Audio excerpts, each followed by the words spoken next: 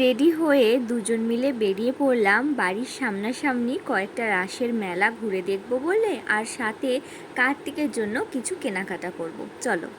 Hello everyone, আমি Susmita exclusive চ্যানেলের নতুন আরও একটা ভিডিওয় তোমাদের সকলকে জানাই স্বাগত।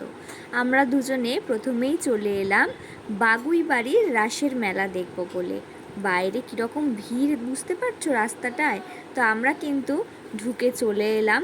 ভেতরটায় প্রচণ্ড ভিড়, এত সুন্দর সাজিয়েছে সামনেটা, মানে অপূর্ব লাগছে। তার সাথে রাধাকৃষ্ণকেও কিন্তু খুব সুন্দর করে সাজিয়েছে। দাঁড়াও দেখাচ্ছি তোমাদের।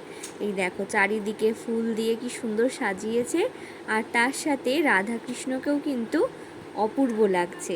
দুজন মিলে ভেতরে কয়েকটা ছবি তুলে চলে এলাম বাইরে মেলাটা ঘুরে দেখব বলে। ঘুগনি, হাওয়াই মিঠাই, বাদাম ভাজা আরও নানান রকম জিনিস পাওয়া যাচ্ছে মেলায়। এখানে মন্দিরের বাইরেটা যেখানটা, সেখানেও কিন্তু কিছু প্রতিমা রয়েছে, আর একদম অন্যরকম লাগছে প্রতিমাগুলো। কি সুন্দর অন্যরকম কালার করা। তো এখানে ঘর সাজানোরও কিছু জিনিস পাওয়া যাচ্ছে, দেখো মাটির, তার সাথে ওই ওয়াল হ্যাঙ্গিং কিছু। তো আমরা এখানে চলে এলাম খাজা নেব বলে। জিলিপি, মালপোয়া, খাজা এগুলো মেলা থেকে কিনতে খুব ভালো লাগে। তো তারপর আমরা কয়েকটা খেলনার দোকানও ঘুরলাম। তারপর চলে এলাম কাপের দোকানে। এই কাপগুলো 20 টাকা করে বলছিল, খুচরো ছিল না, সেই জন্য আর নেওয়া হলো না। ঘর সাজানোরও জিনিস দেখছিলাম, কিন্তু মাটির জিনিসটা একটু নেওয়া চাপের, আমারই হাত থেকে পড়ে ভেঙে যাবে, সেই জন্য আর নেওয়া হলো না। তো এখান থেকে কিন্তু নিয়ে নিলাম কার্তিকের জন্য দুটো খেলনা, আর এখান থেকে নিয়ে নিলাম একটা ওই ঠাকুরের যে ঝুড়ি চাপা দেওয়ার জন্য একটা কাপড়। তারপর দুজন মিলে চলে এলাম কালীবাবুর বাজারের দিকে। এখানেও কিন্তু খুব ভালো করে একটা রাস হয়, সরু গলির মধ্যে করে, কিন্তু এত সুন্দর করে। প্রত্যেক বছর কিন্তু আমরা এখানেও আসি। এই প্যান্ডেলের একদম উল্টো দিকেই এবছর দেখলাম ম্যাজিক শো হচ্ছে, ভালোই ভিড় রয়েছে।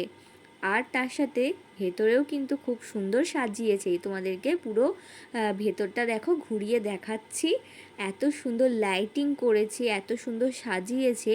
আর ভেতরে রাধাকৃষ্ণের ওখানেও নাকি খুব সুন্দর সাজিয়েছে। তো আস্তে আস্তে দেখতে দেখতে আমরা সামনের দিকে এগিয়ে গেলাম। সরু গলির মধ্যেই কিন্তু এত সুন্দরভাবে এরা সাজায় প্রত্যেক বছর। আমার কিন্তু এখানে আসতে বেশ ভালোই লাগে। সরু গলির মধ্যে দিয়ে হাঁটতে হাঁটতে আমরা চলে এসেছি মন্দিরের সামনে। মন্দিরের সামনেটা কি সুন্দর করেছে দেখো এই জিনিসটা, আর তার সাথে লাইটিং দিয়েছে, আবার সামনেটাও সাজিয়েছে। দাঁড়াও, এই দেখো কি সুন্দর সাজিয়েছে দেখো। ছোট ছোট সব দেখাচ্ছে এখানে, ধরো সবজি বিক্রি করছে, মাছ বিক্রি করছে, ফুচকা, তারপর নানা রকম। ভিড়ের মধ্যে ভালো করে দাঁড়িয়ে দেখতে পাইনি, কিন্তু এই যে ভিডিওটা তুলেছি এখানে কিন্তু আমি সব আস্তে আস্তে দেখতে পাচ্ছি। খুব সুন্দর সাজিয়েছে।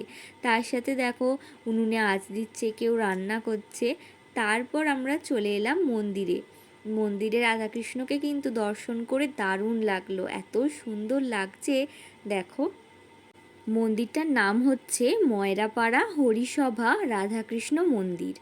এখানে কিন্তু তোমরা যারা কাছাকাছি থাকো অবশ্যই ঘুরে যেও, বেশ ভালোই লাগবে। তারপর দুজনে রওনা দিলাম বাড়ি যাওয়ার উদ্দেশ্যে, কিন্তু খিদেও পেয়ে গেছে। চারিদিকে তো ঘুরলাম আর কিছু খাওয়া হয়নি, তো সেই জন্য আমরা স্টেডিয়ামে এসে খেয়ে নিলাম দই ফুচকা। তো দই ফুচকাটা অনেক দিন খেতেই ইচ্ছা করছিল, আজকেই ভাবলাম খেয়ে নিই, যেহেতু নিরামিষ খাওয়া আজকে, সেই জন্য। তো দই ফুচকাটা এখানে কিন্তু 6টা ফুচকা মাত্র 30 টাকা, আর খেতেও কিন্তু অসাধারণ। আমরা তো ভাবলাম যে অন্য দিনও হাতে টাইম থাকলে টুকটাক এসে এখান থেকে ফুচকা খেয়ে যাব। আমাদের ওখানে তো 50 টাকায় 5টা দই ফুচকা দেয়। তারপর আমরা চলে এলাম রামতলায়। রাম মন্দিরে কিন্তু প্রত্যেক বছর এই রাস পূর্ণিমার দিন রাধাকৃষ্ণের পুজো হয়। এখানেও কিন্তু খুব সুন্দর সাজিয়েছে, আবার পাশে সখীদেরও রেখেছে। আমাদের বাড়ির কাছাকাছি আরও কয়েকটা রাসের মেলাও হয়। একদিনে তো তোমাদেরকে ঘুরিয়ে দেখানো সম্ভব নয়, অন্য দিন না হয় ঘুরিয়ে দেখাবো অন্যান্য রাসের মেলাগুলো। তো এখানে কিন্তু ঠাকুর দর্শন করে নিয়ে নিলাম রামতলা থেকে কার্তিকের জন্য একটা চশমা। তারপর চলে এলাম বাড়ি। আজকের মতো ভিডিওটা এখানেই শেষ করলাম। বাই বাই সবাইকে।